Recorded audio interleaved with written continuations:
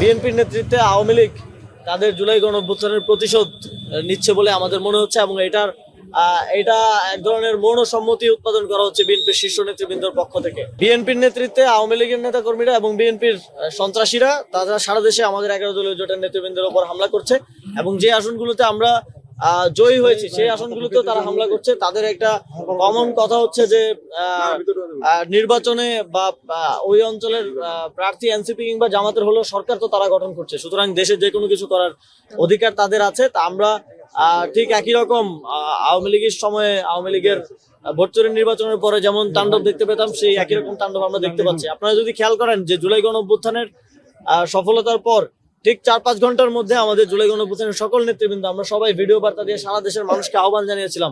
সেখানে আমাদের একজন নেতা, যাকে আপনারা হয়তো দেখেছেন সোশ্যাল মিডিয়ায়, তার ছবিটা এসেছিল এবং তিনি নিহত হয়েছেন বলে এক ধরনের গুজব সে সময় ছড়িয়েছিল।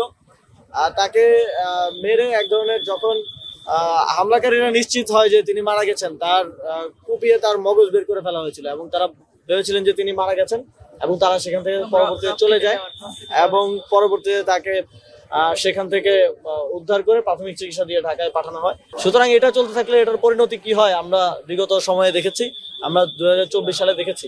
সুতরাং আমাদের তাদের প্রতি আহ্বান থাকবে এবং তাদের প্রতি আমাদের থাকবে যে আপনারা আপনাদের এই সন্ত্রাসীদেরকে থামান।